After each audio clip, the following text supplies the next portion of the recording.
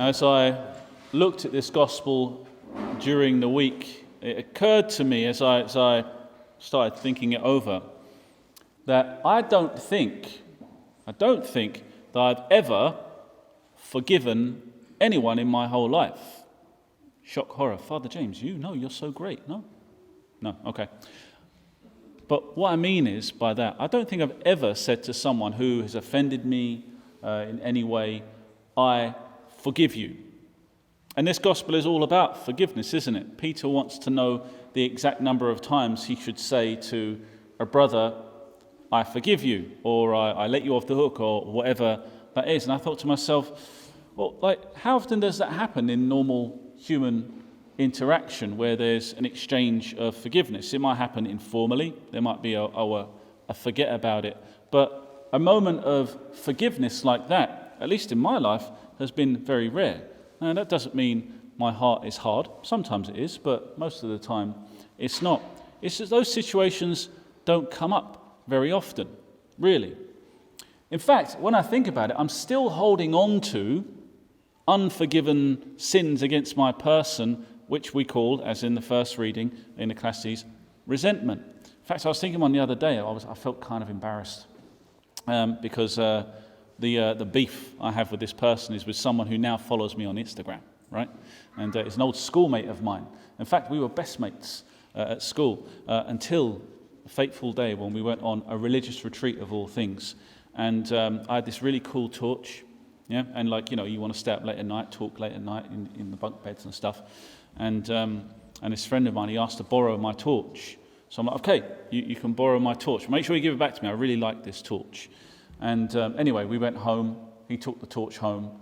And every week at school, I'm like, you got my torch? He's like, yeah, I've got it. I'll bring it in tomorrow. And he kept forgetting it until eventually he confessed that he didn't have my torch anymore. Boy, was I angry. I stopped talking to him, my best friend. I stopped talking to my best friend. And you know what? We never really spoke again. We went to the end of school and we weren't friends anymore. And time passed and we're old men now, 40, and I see him on Facebook, on Instagram. He's a nice guy. And yet still, just deep in the corner of my heart, there's that little, it's embarrassing, isn't it?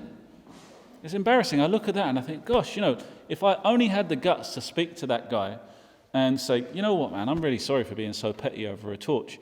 But this is how he would respond, okay? He'd be like, what? Oh, that, I've forgotten.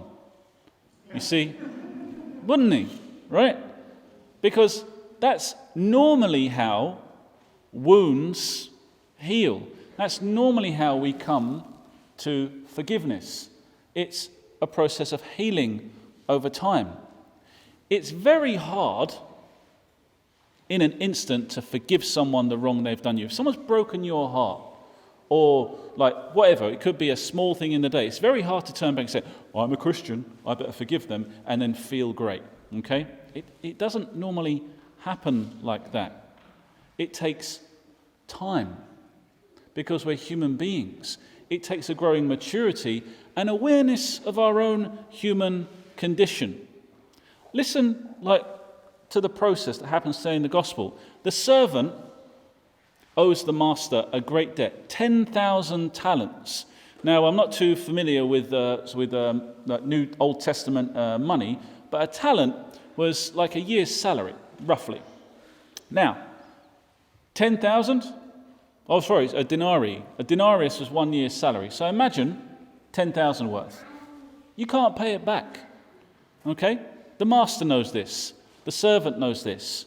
It's unforgivable in an instant. So what does the servant say? He says, give me time. And the master, being wise, being aware of the fullness of the human condition, because he's an image of God, lets him off the debt.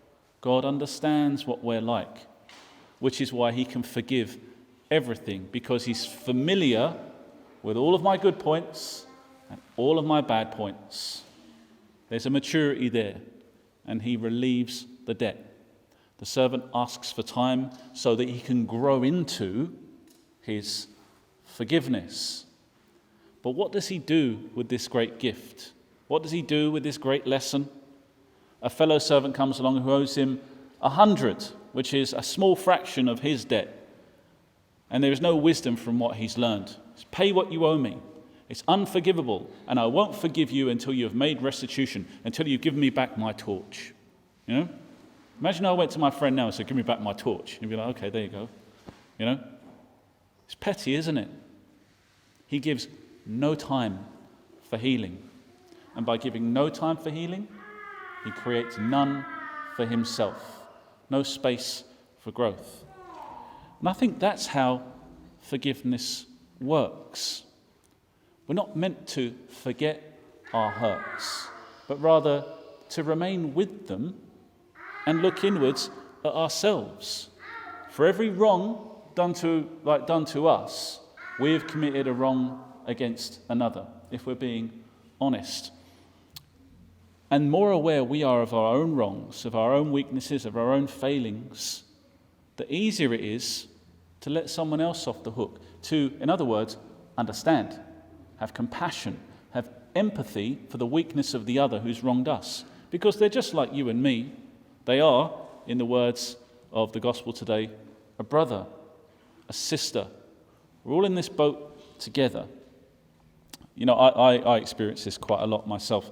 So I've got 11 years of hearing confessions under my belt. And most people are like, oh, you must hear some terrible things. It's like, well, actually, no. Like, my experience of confession is that people are just so good.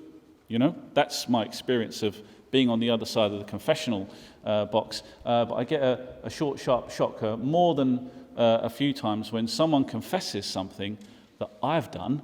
Like, in other words, you know, so they say something which I know I'm guilty of, and I didn't even think it was bad.